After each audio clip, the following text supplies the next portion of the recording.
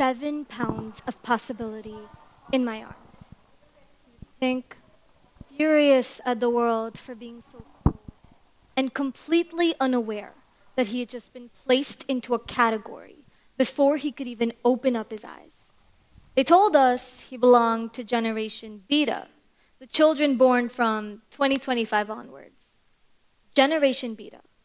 Sounds futuristic, doesn't it? Like a software update, like something still in testing, like a version 2.0 of humanity. And as I held him, my baby cousin, I couldn't help but wonder, is he an update? An experiment? When he wrapped his little fingers around mine, I felt something I didn't quite expect.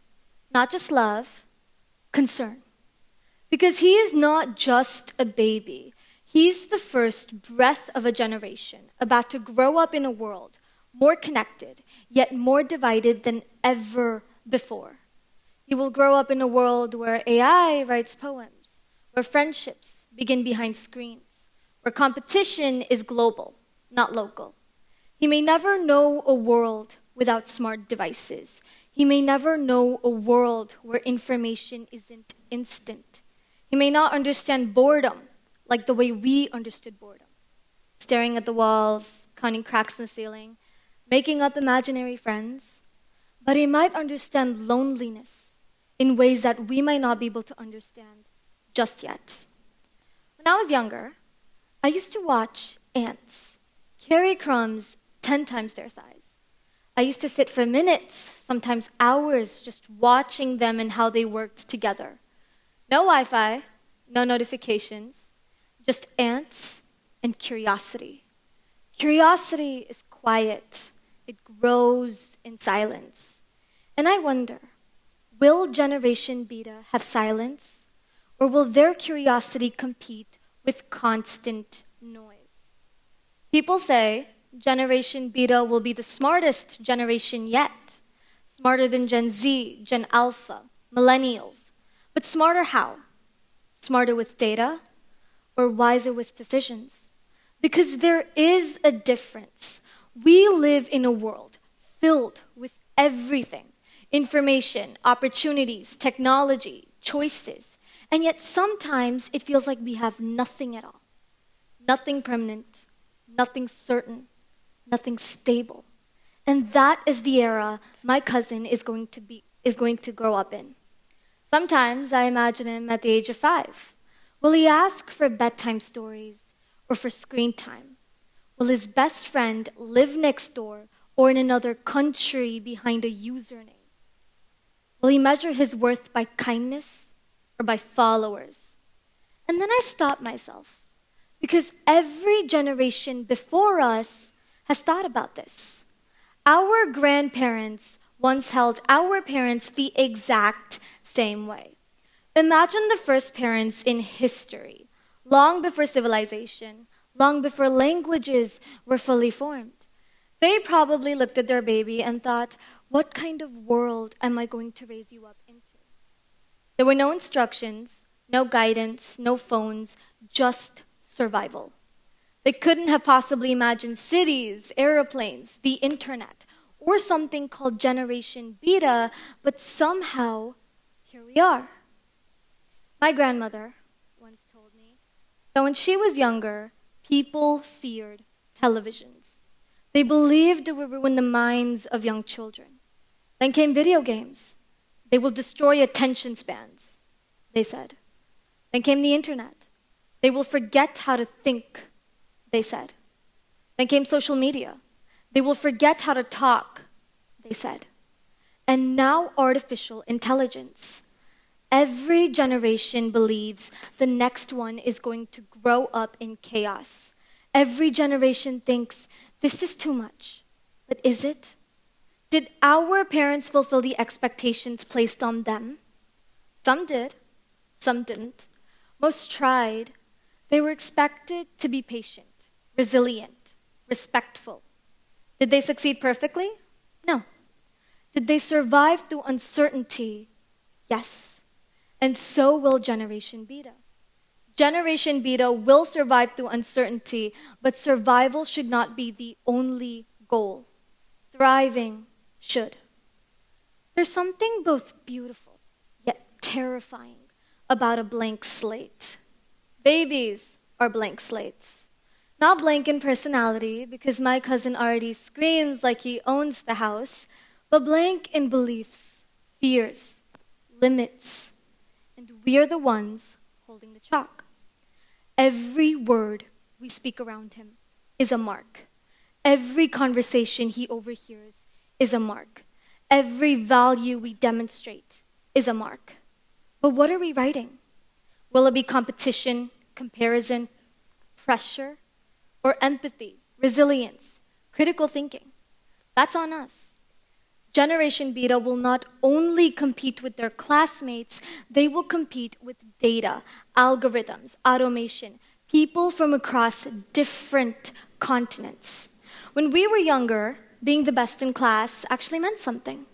For them, class is the world, and that is overwhelming. Maybe one day they'll compete with robots and win.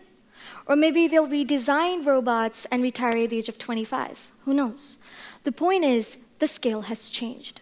And with greater scale comes greater pressure. Will they believe they must constantly outperform? Or will we teach them that worth is not a leaderboard? Friendships keep me awake. Will my cousin ever know the joy of knocking on a friend's door and asking, "Can you come out to play?" Will he ever know the awkwardness of real-life arguments, the kind that teaches you how to apologize? Friendships teach things like love, loyalty, negotiation, humor.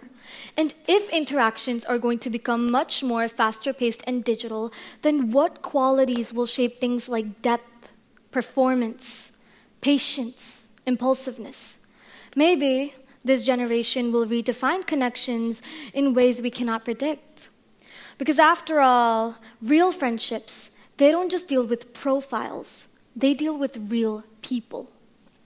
There's a quote by Khalil Gibran that says, "Your children are not your children. They are the sons and daughters of life's longing for itself. And though they come through you, they come not from you. And though they are with you, they belong not to you." That line humbles me. It makes me realize that my cousin does not belong to my fears. He belongs to the future. But the future does not build itself. We build it through education, policies, the way we define success, the way we treat each other. And that matters. What did your parents expect from you when you were born? Stability, a secure job, respect, achievement, marriage? Did you fulfill those expectations? Maybe you did, maybe you didn't. Maybe you chose a different path. But either way, look at you now. You're still here, living, growing, becoming. Now ask yourselves, what expectations do you place on the next generation? Do you expect them to fix climate change, global warming, digital chaos that we created? Is that fair? Every generation inherits problems that they do not create and creates problems that they do not foresee. That is the pattern of humanity. Imagine a library full of knowledge, but nobody teaches you how to read. That is the kind of world Generation Beta might face. Infinite knowledge with a lack of guidance. The issue is not access, it's interpretation. Without proper moral grounding, critical thinking, and emotional regulation, information becomes noise. And noise builds up into confusion. When my cousin grows up, he may not remember this speech, but he will live in the world we are shaping right now. The way we debate, argue, handle disagreements, stress, he will absorb it.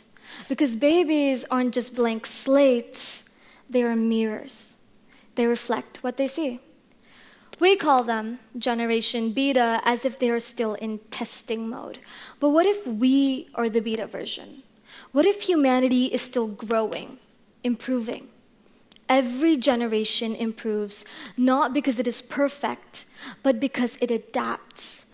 Our grandparents adapted to technological change. Our parents adapted to digital change, and we are adapting to transformation. Generation Beta may adapt to realities we cannot predict yet. The question isn't whether or not they will face uncertainty. They will. The question is, will they face it alone? We call them Generation Beta, but that isn't a demographic term. The future is already born, crying, waiting, breathing. So the next time you see a child, see potential, vulnerability, the weight of a world resting on tiny shoulders. And then ask yourselves, what kind of world am I helping to create? Because one day my cousin will grow up. He will face competition. He will face comparison. He will think. He will dream. And when that day arrives, I hope he doesn't feel like he was born into a world of chaos. I hope he feels like he was born into care. Because Generation Beta isn't a problem to be solved or something to be fixed. It is a promise to be protected. And the story of their future begins with us. Thank you.